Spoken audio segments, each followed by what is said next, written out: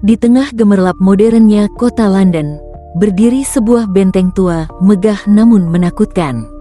Tower of London, tempat mahkota dijaga dan nyawa diambil. Disinilah sejarah Inggris ditulis, bukan dengan tinta, melainkan dengan pedang dan air mata. Bagi wisatawan, Tower of London adalah ikon kebesaran. Tapi bagi mereka yang bisa mendengar bisikan masa lalu, tempat ini adalah penjara arwah. Dan dari semua cerita kelam yang menghuni dinding-dinding batu itu, tak ada yang sekelam kisah sang ratu tanpa kepala, Anne Boleyn. Siapa Anne Boleyn? Anne Boleyn, putri dari keluarga bangsawan biasa, cantik, cerdas, ambisius. Ia datang ke istana bukan untuk menjadi pelayan, tapi untuk menjadi ratu. Ia menaklukkan hati Raja Henry ke-8, seorang raja yang haus kekuasaan dan keturunan. Namun kisah cinta mereka adalah awal dari kehancuran, baik bagi Inggris maupun dirinya sendiri. Anne adalah istri kedua sang raja, setelah Henry menceraikan istri pertamanya demi bisa menikahinya. Tapi ketika Anne gagal memberikan anak laki-laki sebagai pewaris tahta, cintanya mulai memudar, digantikan oleh tuduhan pengkhianatan dan darah. Tanggal 18 Mei tahun 1536, Anne duduk di menara penjara, hanya beberapa langkah dari tempat eksekusinya. Ia telah dinyatakan bersalah atas tuduhan zina, sihir, dan merencanakan pembunuhan terhadap suaminya sendiri. Ia tahu tak ada yang bisa menyelamatkannya. Dalam malam terakhirnya, Anne tidak tidur. Ia berdoa, menulis surat terakhirnya, dan memandangi bayangan dirinya yang sebentar lagi akan tanpa kepala. Pagi harinya, ia dibawa ke Tower Green, tempat eksekusi pribadi bangsawan. Tidak seperti kebanyakan tahanan, Anne mendapat keistimewaan algojo profesional dari Prancis yang ahli dengan pedang, bukan kapak. Ironisnya, itu dianggap kehormatan. Hari eksekusi tanggal 19 Mei tahun 1536. Ratu Anne berjalan ke tempat eksekusi dengan gaun abu-abu sederhana. Ia tidak menangis, tidak berteriak, hanya ada keheningan dan tatapan tajam ratusan mata. Beberapa menangis, beberapa hanya ingin melihat darah biru tumpah. Anne sempat berpidato pendek, "Aku datang bukan untuk menuduh siapapun, tapi untuk mati, dan dengan rendah hati mohon ampun kepada Tuhan dan Raja." Kepala Anne Boleyn jatuh ke jerami, tubuhnya rebah, dan sejarah mencatat akhir hidup seorang ratu yang kehilangan segalanya karena cinta dan ambisi. Tapi kisah Anne Boleyn tidak berakhir di sana. Justru, disinilah dimulai cerita yang tak bisa dijelaskan oleh logika. Malam demi malam, penjaga tower melaporkan penampakan seorang wanita berpakaian kerajaan, berjalan pelan tanpa kepala di sepanjang lorong istana. Beberapa melihat tubuh tanpa kepala melayang di sekitar White Tower. Yang lain melihat kepala Anne digenggam di kedua tangannya, menatap lurus, seolah mencari seseorang. Penampakan paling terkenal terjadi pada tahun 1864. Seorang penjaga malam, dikenal sebagai Yeoman Warder, mengalami kejadian yang mengubah hidupnya. Ia mengaku sedang patroli tengah malam, saat melihat sosok wanita berdiri diam di dekat kapel St. Peter ad Vincula, tempat Anne dikuburkan tanpa nisan. Ketika ia mendekat, wanita itu berbalik dengan kepala di tangan. Penjaga itu pingsan dan tidak pernah kembali bekerja. Ia dikirim ke rumah sakit jiwa dan meninggal beberapa tahun kemudian.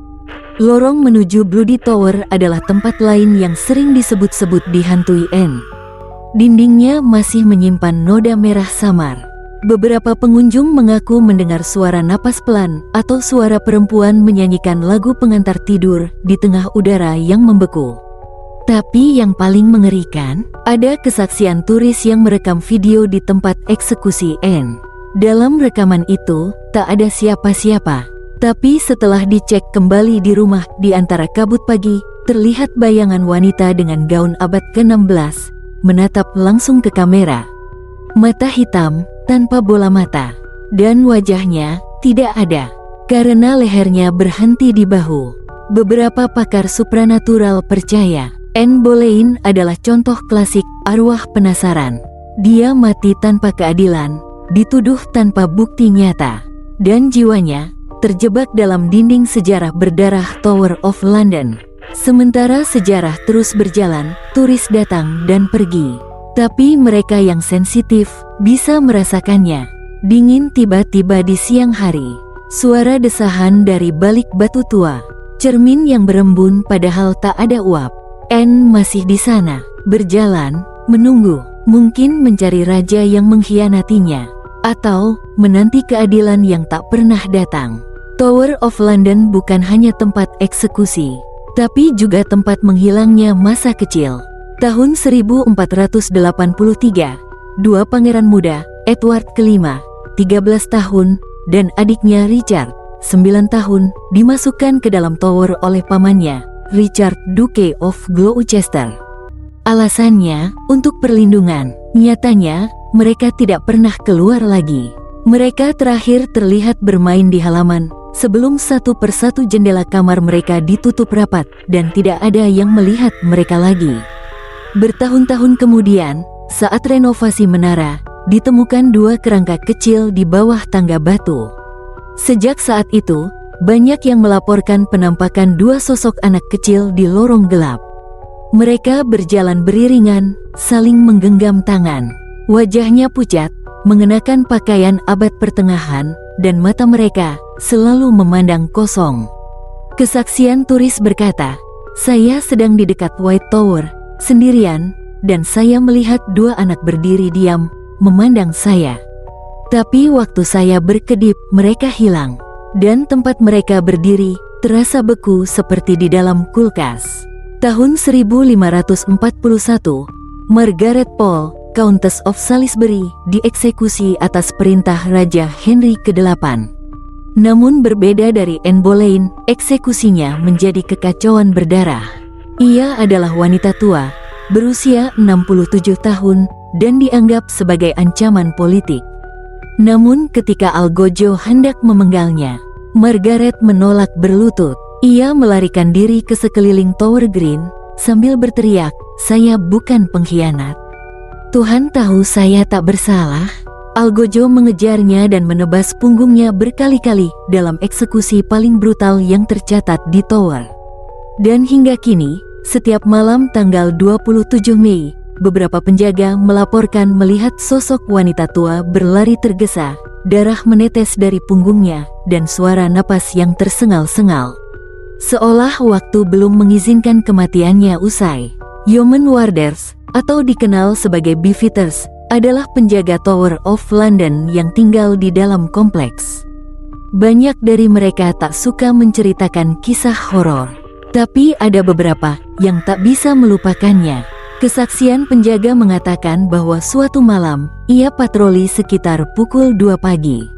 Saat melewati Queen's House, ia mendengar suara wanita menangis lembut, seperti merintih dari lorong bawah tanah. Sang penjaga pikir itu cuma hembusan angin, sampai ia melihat pintu kayu terbuka sendiri.